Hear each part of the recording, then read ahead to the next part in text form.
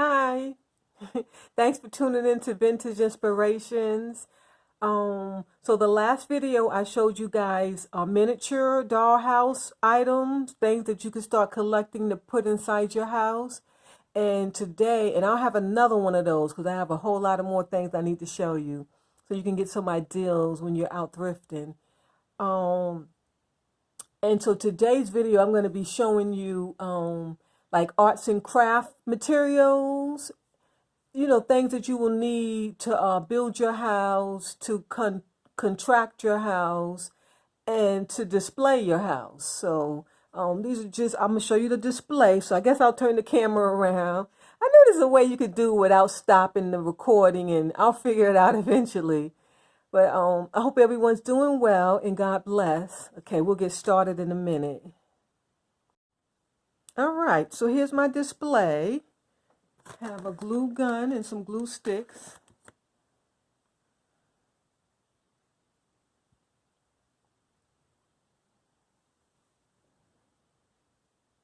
And these are pretty much like arts and craft supplies, just some of kind of just everything, 9 out of 10 you have these things in the house. If you're crafty and you like doodling and things like that. Okay, so we'll start with this right here. It's called a T-square. And you would definitely need this because we're going to have to cut this board. I mean, even if you were doing wood, you still need a T-square or some type of ruler. So that's really good to have. And in fact, I bought this from Sam Flack some years ago. I'm sure they still sell them. Probably not as sturdy because, as the years go by, they make stuff more delicate and more cheaply made. But this is by, it said, Nook. Yes, very good. You got your inches, your metric, your meters, your millimeters, and everything. And with this, to cut, you will use an X-Acto blade or an X-Acto knife. These are the blades. And I just picked up another pack. I got a couple of these. I'm just showing you one pack. Because your blade has to be sharp. To cut this board, remember I showed you that in my other video? Yes, to cut those boards to make the house, you have to have some sharp blades so you can get a nice cut. And here's a knife. This is what an X-Acto knife is called. That's the top. And you can change out the blade. And I'm sure everyone have seen one of these. You have to be very careful with using this. It's very, very sharp. And I have quite a few of these. I have a whole box of gadgets.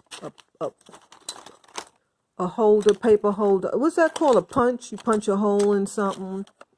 I have a lot of, these got to go in the trash. They're empty. What else is in here?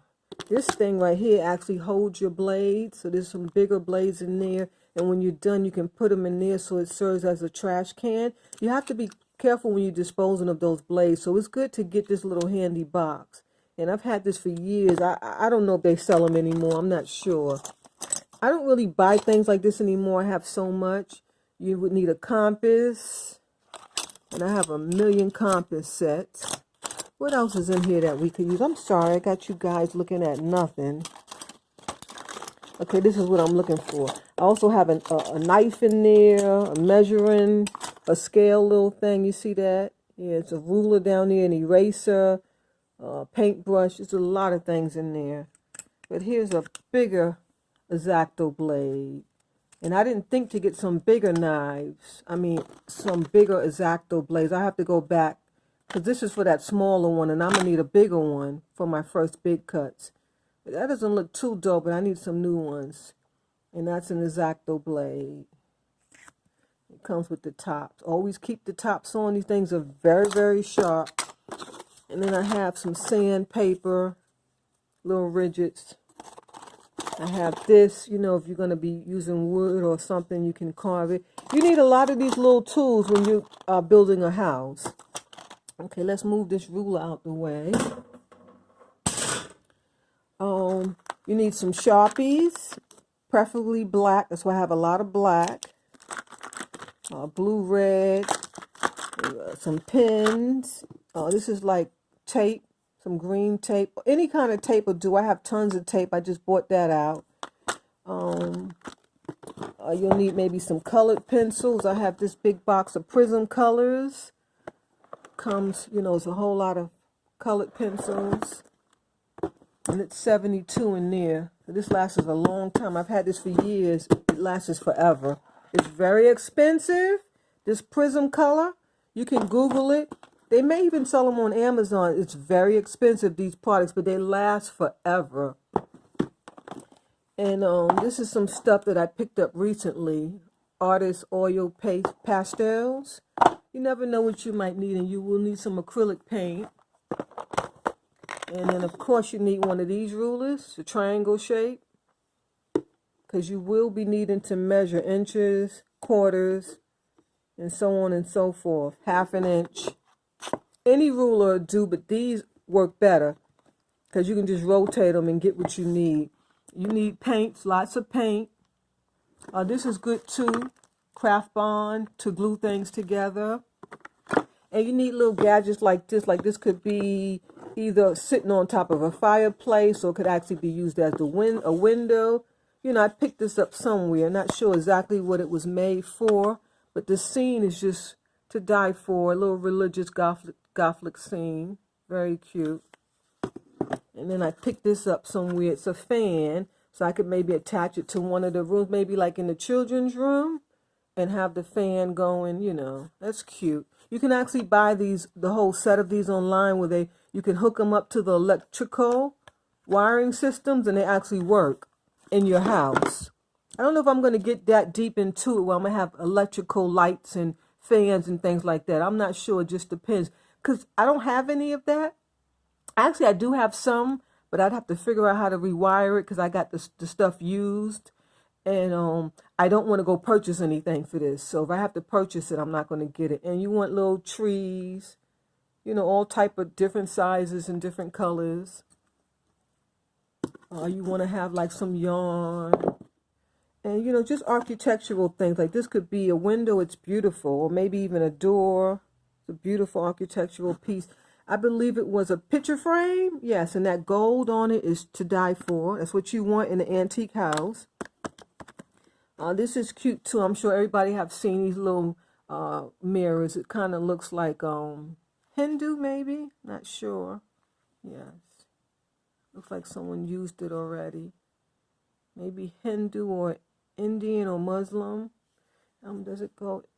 No, it goes this way, yeah. And I thought that would be cute over a dresser or on a wall in the living room. Very nice. I picked these up. I'm not sure what they were intended for, but I saw little watermelons. And so I was saying I could use them in my dollhouse for watermelons because they definitely had watermelons around the house back then. They really look like watermelons. Cute. So I'm going to use that in the kitchen somewhere outside. And then you want to pick up little architectural things like this, little columns. You could flank the doors with the entryway doors or outside doors. You know, whatever. We'll get to it when we get to it, and you'll see how creative I can get. And then you definitely got to have some paint brushes, all sizes and widths. And I want to do the Tudor style house, so it's a lot of dark brown on the strips of the wood that they paste to the outside of the house. So I had picked up some of these. These were a new purchase. It was very expensive, so I got the cheaper brand, the one that I really wanted. So I'm going to give this a try. I got 3. It's that dark brown color. It's called, what's the name? What's the color? Oh, it's just called dark brown. Okay. Yeah. So hopefully that'll work. And I only got 3 to see how it works. And then you want to have a bag of trinkets. You know, you can use this for doorknobs, to dress the people with, if you notice, I didn't really show any furniture in the first video because I'm going to be making the furniture. So you will need bits and bobs and things like that to make your furniture. So if you into grab bags and been collecting over the years, you should have bags of just whatnots, you know, little wooden things, there's a little elephant right there, some pearls, you know, some of everything. You'll need a lot of that. And I have tons of these things. I could even donate some. And then you want to pick up some vintage fabric. And when you're picking up fabric, make sure it's small print, because if it's big print, it will look awkward in a miniature house. So you see how this is small print? So it'll look like a bigger square because it's in a mini house. If I got the big squares, that will look weird in a miniature house. So yeah, that's a nice vintage. And you want to have a pencil sharpener to sharpen your colored pencils. I picked this up somewhere. It says $6.99. I think last year or the year before. Some dolls, very cute, vintage. You know, vintage clothes. You're gonna need. She is just stunning, the one in front. And you're gonna need these type of dolls for your house. And then you need like some lace fabric. Lace for like the dining room table, etc. I even pulled out a few pieces of fabric. I didn't want to pull out too much. Like some ribbon. That would be cute in the kids' room. And of course you want to have some white to do like the sofa or something like that. And then this is like a little potato sack. And that's some good fabric because it kind of looks like linen. So you could make something out of that. And then I wouldn't use that because this is why I bought it out. Because you see how big the print is? That wouldn't work in a miniature house. So that's why I'm showing you. If you have big print fabric, don't use that in a miniature house. It'll look awkward. You got to have stuff like even this. You might can get away with this, but even that's too big. Yeah, that's too big. So I don't think, that's cute. Raggedy Ann and Andy, real cute. But I won't be using that. It's too big. What else I have here? Oh, some crazy glue. You may need that.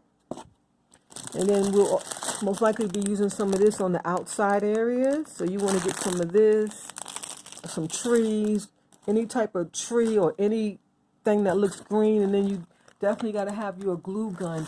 I advise you to get this big one because that small one, you won't be able to.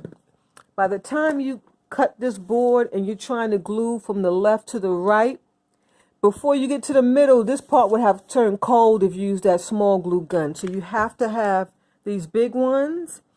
It stays hot for a long time. And I ordered this box.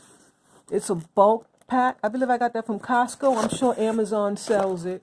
Yeah. And I believe we wrapped up everything. Yeah. Yes.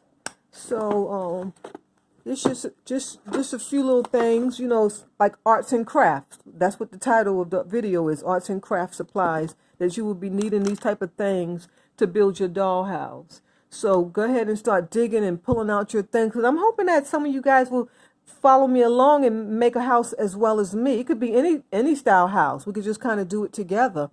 That would be awesome. You could even send in some pictures.